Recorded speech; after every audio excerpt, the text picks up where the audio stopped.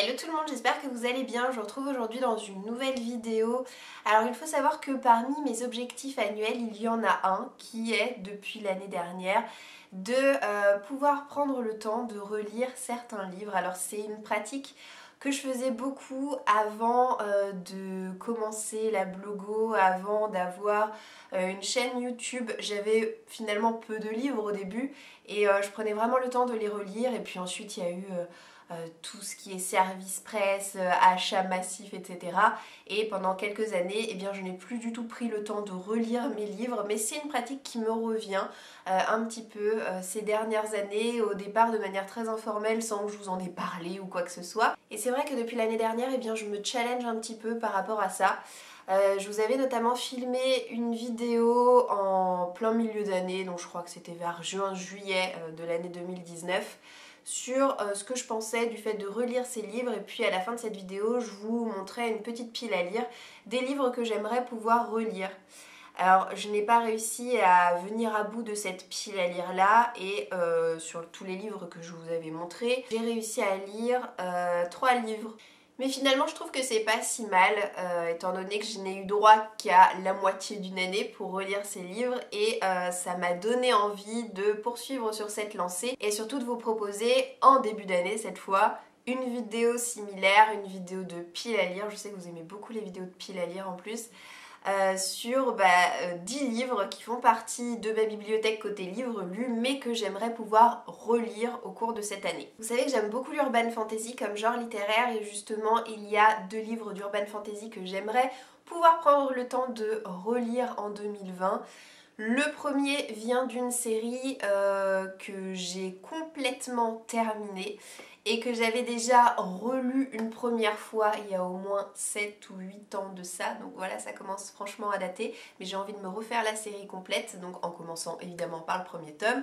Et l'autre livre que je vous montrerai en second, eh bien c'est le premier tome d'une série que j'ai déjà commencé mais pas terminée, et pour laquelle je me suis interrompue pendant trop longtemps il y a un moment de ça, et je pense que j'aurais bien du mal à replonger dans l'histoire sans avoir relu les premiers tomes.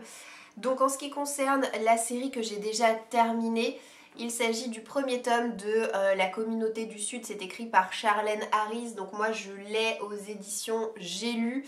Vous connaissez peut-être plus la série True Blood que le roman. Moi j'ai jamais accroché à la série, je l'ai trouvée complètement déjantée et un peu trop éloignée à mon goût du livre, mais j'adore le roman. Il y a 13 tomes en tout si je ne m'abuse, et voilà, je m'étais déjà refait la série complète une première fois, j'ai envie de me la refaire une seconde fois. C'est une histoire qui se passe à la Nouvelle-Orléans. On va suivre notre héroïne qui est une jeune femme qui s'appelle Sookie Stackhouse, et elle est télépathe, donc elle lit dans les pensées des gens. Je crois qu'elle n'a pas la capacité par contre de lire dans les pensées des vampires, il me semble. Et les vampires, eh bien c'est un peu le nouveau phénomène à la mode, hein. C'est-à-dire que les humains ont appris leur existence il y a quelques années, puis maintenant ils font un peu partie du paysage. Et justement, la vie de Sookie va changer dès lors que Bill, un ténébreux vampire issu du 19e siècle, va mettre les pieds au Merlot, qui est le bar dans lequel Sookie travaille. Et voilà, ça va être le début des aventures et le début surtout des ennuis. Moi j'adore cette série, j'aime beaucoup l'héroïne. Je trouve qu'il y a une ambiance assez reposante quand on la suit chez elle, en train de vaquer à ses petites occupations ménagères. J'ai toujours adoré ces passages-là, ne me demandez pas pourquoi, mais moi ça m'apaise énormément. Et puis il y a de l'humour, et il y a de l'amour, et il y a des scènes un petit peu sexy, comme c'est très souvent le cas en urban fantasy. Et voilà, j'ai très envie de me replonger dans cet univers-là. Et l'autre livre d'urban fantasy que j'ai très envie de relire, donc cette fameuse série commencée mais jamais terminée pour le moment, c'est le premier tome de la série Meg Corbin. Donc c'est écrit par Anne Bishop et je l'ai aux éditions Milady. Donc ce premier tome, c'est Lettres écarlates. J'adore la mythologie propre à cette série, je la trouve absolument innovante. Voilà, on n'a jamais vu ça ailleurs, c'est juste génial. C'est pas simplement des vampires et des loups-garous par-ci par-là. Non, c'est Meg Corbin qui est donc notre personnage principal et qui est une prophétesse de sang, c'est-à-dire qu'elle accède à des visions prophétiques de l'avenir en s'entaillant la peau avec un rasoir, et elle est maintenue prisonnière dans un établissement où des gens font payer à monsieur et madame tout le monde, en tout cas ceux qui ont les moyens de se le permettre, les services de Meg Corbin qui doit s'entailler la peau pour voir l'avenir de ces gens-là. Et un jour, Meg va réussir à prendre la fuite et elle va trouver refuge dans une réserve où les humains n'ont pas le droit de pénétrer, une réserve où vivent les autres avec un A majuscule.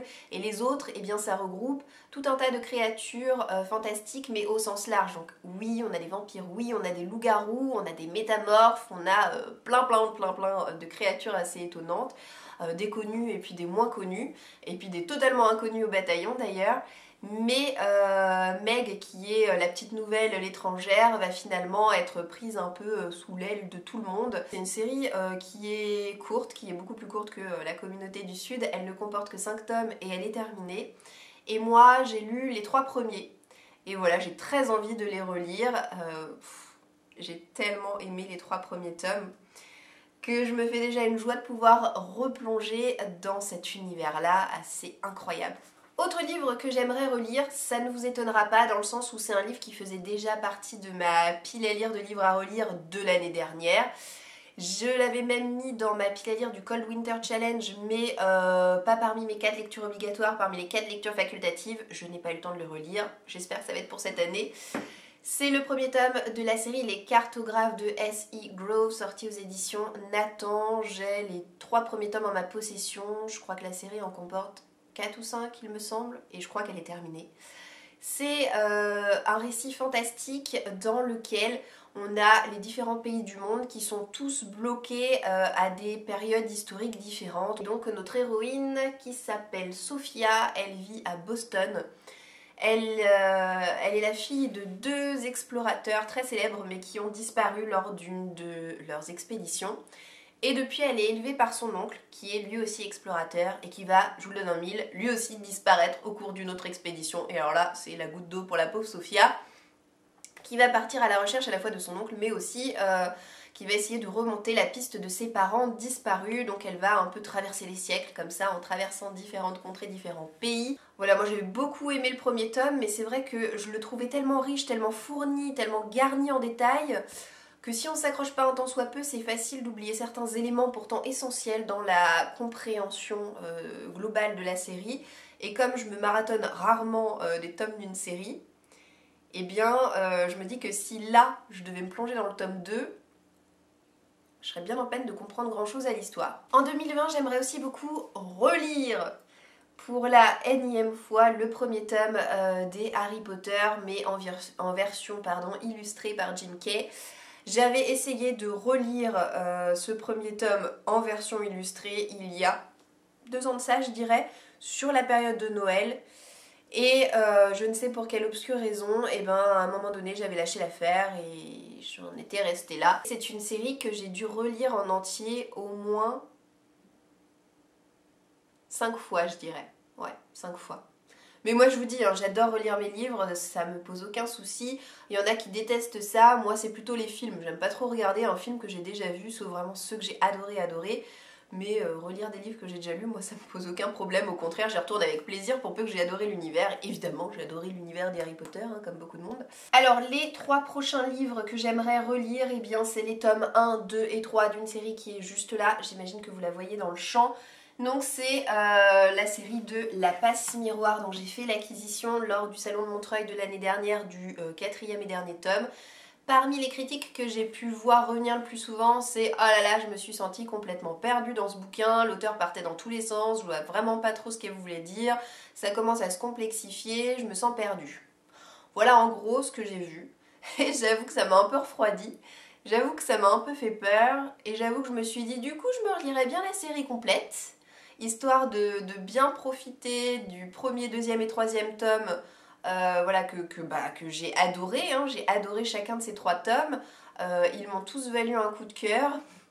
Vraisemblablement si je lis les avis que j'ai vu passer sur le 4e tome, ce sera peut-être pas le cas du 4e.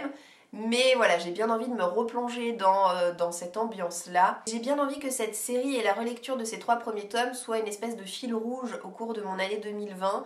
C'est-à-dire que j'aimerais vraiment les enchaîner de manière assez rapprochée les uns les autres. Alors pas en tant que lecture principale, mais un peu en tant que, vous voyez, comme quand je lis un livre en anglais, ça devient un peu ma lecture secondaire, celle que je prends quand j'ai 5 minutes, voilà. Un autre livre que j'aimerais relire, alors décidément c'est l'année des challenges, parce que du coup, entre le Harry Potter qui est assez balèze, la passe miroir, c'est des grosses briques à chaque fois, et alors là, le livre que je m'apprête à vous montrer, j'ai de quoi faire. J'aimerais beaucoup relire Outlander de Diana Gabaldon, donc moi je l'ai aux éditions J'ai lu. De cette série, j'ai simplement lu les 2 premiers tomes, je les ai tous les 2 adorés. Je sais qu'ils m'ont tenu en haleine à 1 année d'intervalle l'un et l'autre. Donc c'est l'histoire d'une infirmière qui s'appelle Claire, qui part en voyage de noces avec son époux après la Seconde Guerre mondiale.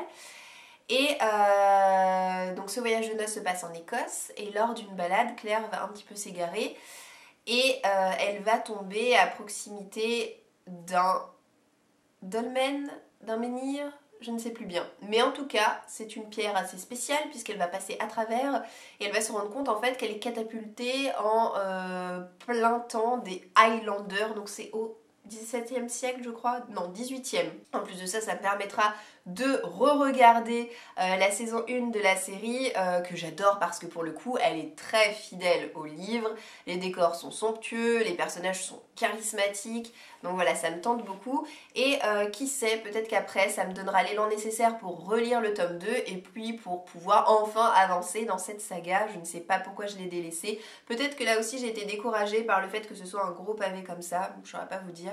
Parce que c'est sûr que il y a des longueurs là-dedans, une fresque historique, on n'a pas action sur action, rebondissement sur rebondissement, c'est assez lent, ça prend le temps de s'installer, on a une plume assez bavarde qui aime bien décrire des choses, donc si on n'est pas un minimum concentré, c'est facile de se dire « Ouh, c'est un petit peu fastidieux tout ça » et puis de pas trop se motiver pour la suite. Je crois que c'est ce qui m'est arrivé, en dépit du fait que j'adore cette histoire. Mais voilà, ça a fait partie de mes objectifs de relecture 2020. Alors, il me reste 2 livres à vous montrer dans cette vidéo et dans cette pile à lire de relecture. Le premier, je me le suis acheté il n'y a pas longtemps. Donc, c'est la première intégrale des aventures des orphelins Baudelaire. Alors, c'est une série qui a été rééditée comme ça en plusieurs intégrales aux éditions Nathan. Cette première intégrale regroupe en fait les 3 premiers tomes qui, si vous voulez, à l'unité sont très courts. Regardez en fait le premier tome. J'aimerais relire au moins le premier tome dans cette intégrale. Si j'en relis davantage, tant mieux, mais je me fixe au moins de lire le premier tome. Et ça, c'est clairement réalisable puisque le premier tome fait 150 pages. Voilà, donc ça va pas chercher bien loin.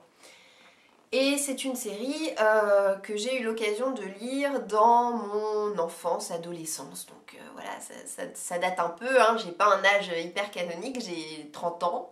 Je vais sur mes 31 cette année. Mais ça remonte quand même à pas mal de temps. C'est une série que j'ai jamais lue en entier. Je l'avais empruntée à la bibliothèque à l'époque, je me souviens, la bibliothèque de mon village. Et c'est une série voilà, que j'ai jamais lue en entier, mais je crois que j'avais lu au moins les 3 ou 4 premiers tomes, quelque chose comme ça. Et j'avais bien aimé. Donc là aussi, ça va être une redécouverte d'un livre que j'ai lu étant enfant, qui est encore chez mes parents, dans la bibliothèque rose. Vous-même, vous voyez de quelle collection de livres je veux parler. Et il s'agit de Les Malheurs de Sophie, donc c'est écrit par la comtesse de Ségur et j'aime tellement cette collection-là.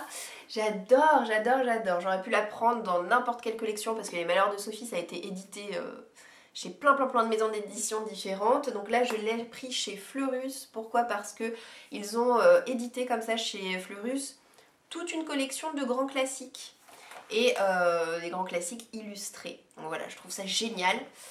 Ça me faisait très envie, donc je me suis pris Les Malheurs de Sophie, je me suis racheté ce livre il y a 1 an et demi de ça à peu près, peut-être 2 ans, 1 an, 2 ans, bon, enfin, voilà. Et je me suis dit, bon, bah, quitte à me l'être acheté, j'aimerais bien pouvoir quand même le relire et du coup le découvrir dans cette collection que je ne connais pas. Ça y est, c'est fini. Bah écoutez, si je réussis à relire ces 10 livres au cours de mon année 2020, ce sera juste merveilleux. Voilà mon petit challenge.